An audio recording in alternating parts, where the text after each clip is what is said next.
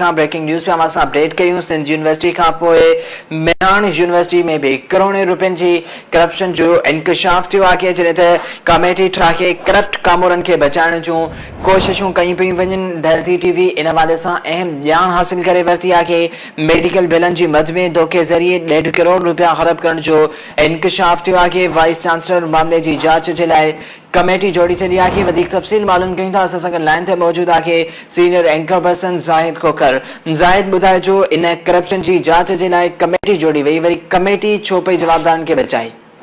जी बिल्कुल, ये सिंध यूनिवर्सिटी खां बि वधीक हिकिड़ो करप्शन जो मामलो आहे जेको मेरान यूनिवर्सिटी में काफ़ी वक्त खां हले पियो ऐं हिन वक़्तु जेका ॻाल्हि फाटो आहे उहो मेडिकल बिलनि में करप्शन जो आहे, जंहिंखां पोइ हिकिड़ी कमेटी वाइस चांसलर जे तरफ़ां जोड़ी वई आहे ऐं इहा भरपूर हिकिड़ी कोशिशि कई पई वञे त इन मामले खे इते ई दॿाए छॾिजे, कुझु माण्हुनि खे मुतल कजे ऐं कुझु रीफंड जेके आहिनि पैसा कजनि ऐं त जीअं ॿिया इदारा इन मामले जी जांच न करे सघनि। हिकिड़ी कमेटी ठहियल हुई मेडिकल बोर्ड जंहिं में director finance Munir Shaikh, syndicate जो मेंबर सिकंदर मेमण ऐं ऑफिसर आहे साकिब शाह, टिनि माण्हुनि ते ॿधल हुई जिन मुख़्तलिफ़ माण्हुनि जे मुलाज़िमनि जे नाले ते कूड़ा बिल ठाहिया मेडिकल जा, मुख़्तलिफ़ अस्पतालुनि जा ऐं 1 करोड़ 42 लख रुपया उहे खज़ाने मां कढाया विया यूनिवर्सिटी जे।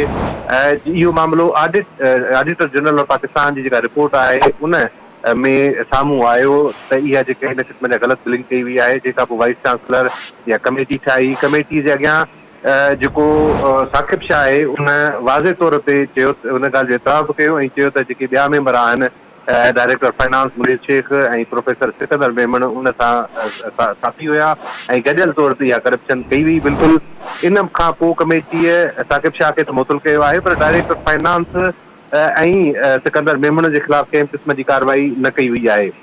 इन ई मामले ते वधीक ज़रीन ॿुधायो आहे त यूनिवर्सिटी जो रजिस्ट्रार जेको आहे वहीद उमरानी उहो उन्हनि ऑफिसरनि खे बचाइण जे लाइ ॾींहुं राति करे छॾी अथई ऐं उन्हनि जो भरपूर दिफ़ा पियो करे। ॿी जेका ॼाण आहे उहा इहा मिली आहे त यूनिवर्सिटी में हिकिड़ो ठेकेदार आहे नदीम आराई, उनजो हिकिड़ो राज क़ाइमु थियल आहे। उनखे यूनिवर्सिटी जे रजिस्ट्रार वहीद उमरानी ऐं ॿियनि ऑफिसरनि जी जेका आहे उहा सपोर्ट आहे। 20 सालनि खां ट्रांसपोर्ट जो ठेको उन वटि आहे।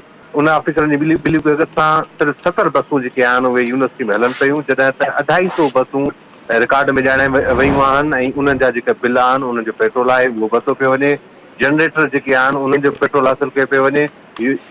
मेरान यूनिवर्सिटी जे अंदरि ज़ीरो लोड शेडिंग आहे पर उन जे बावजूद बि महीनेवार उहे पेट्रोल जा पैसा हथ कया वञनि था।